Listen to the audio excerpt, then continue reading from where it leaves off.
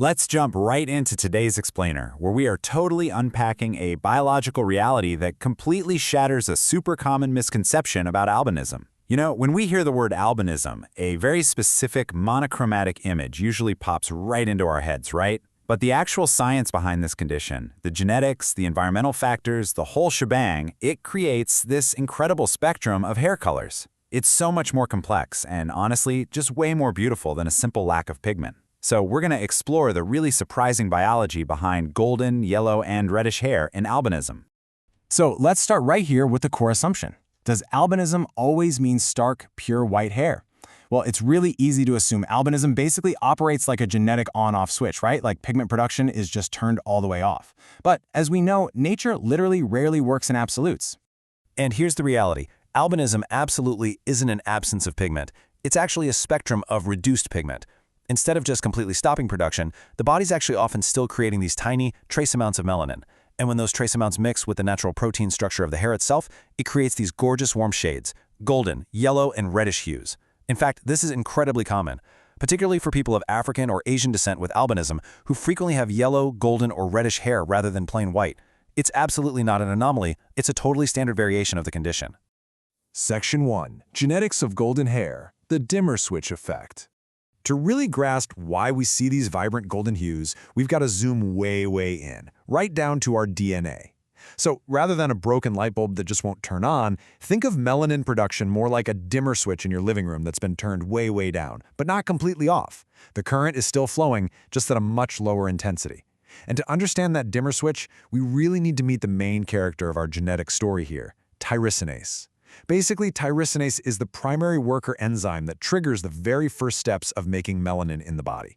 If your body's a factory manufacturing pigment, tyrosinase is the foreman on the assembly line. And the variations in exactly how this specific enzyme operates, that's exactly what determines if someone's hair is going to be white, yellow, or golden.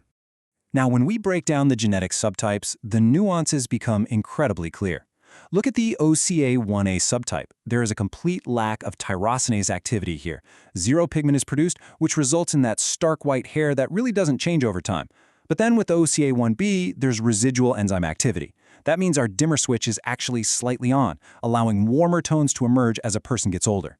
Then you've got OCA2, where the tyrosine is fully active, but this defective P protein essentially makes its job a whole lot harder. And this allows small to moderate amounts of melanin to form, frequently resulting in blonde, light brown, or golden shades. Finally, with OCA3 and OCA4, we actually see partial pigment production leading to reddish yellows and light browns. So the absolutely crucial takeaway here is that these mild mutations allow trace pigment to form and physically mix with the hair's proteins. Section 2. Time and environment, peeling back the layers. Because genetics at birth? That's really only half the story here. Chronologically speaking, a single strand of hair goes through a really compelling journey over a person's lifetime. Many individuals with albinism are actually born with stark white or very light hair. But as they move into adolescence, something super interesting happens: the maturation of pigment production. The body basically just starts making a little bit more melanin as it ages, and that residual enzyme activity we were just talking about, it starts to kick in a bit more. But biology isn't the only thing at work here. As people reach adulthood, we also see the profound effects of accumulated environmental staining. Here's the thing. Hair acts a lot like a sponge. It literally absorbs trace minerals and dirt from water and air over time. Now, when a person has highly pigmented hair, you don't really notice this environmental accumulation at all. But when the hair cuticles are incredibly pale, they essentially act as a totally blank canvas. Over the years, absorbing all these tiny trace elements from just everyday life, showering, walking outside, whatever, it literally stains the hair externally. It turns what was once pale white into a noticeably darker golden or yellow hue. So it's essentially a physical record of a person's environment over time, almost like tree rings.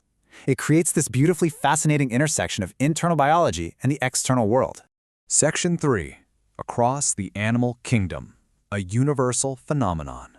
Because this dimmer switch effect, it definitely isn't just a human trait. The exact same reduction in melanin applies all across the natural world.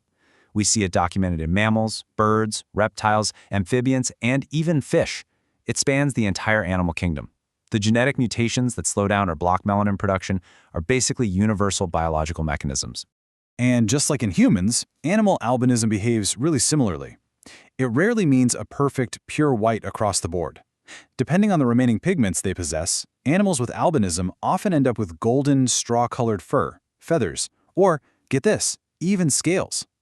The underlying science, those trace amounts of pigment mixing with biological structures, it creates these exact same warm tones, whether you're looking at a human being or, say, an unexpectedly golden bird. Section 4. The power of visual novelty. The psychology of aesthetics. So, anthropologically speaking, why do we actually find this resulting golden variation so aesthetically striking? Well, from a totally objective standpoint, our psychological reaction is driven by a few key factors. First up, there's visual novelty. As humans, distinctive and rare traits just naturally catch our eye, simply because they defy the typical color patterns we're so used to seeing. Then, there's this kind of ethereal quality, right? The sheer lack of heavy, dense pigment gives the hair and skin a really soft, luminous glow. Add to that the high contrast, light eyes, pale skin, and bright golden white hair, and it just creates a strikingly memorable appearance. Now, obviously, romantic attraction is entirely based on individual preference and personal taste, absolutely not a fixed universal rule. But purely from a psychological perspective, the rarity and the high contrast aesthetic create a look that our brains are just naturally wired to find super compelling. Which leaves us with this final thought. How might other genetic anomalies actually just be beautiful variations on the human spectrum?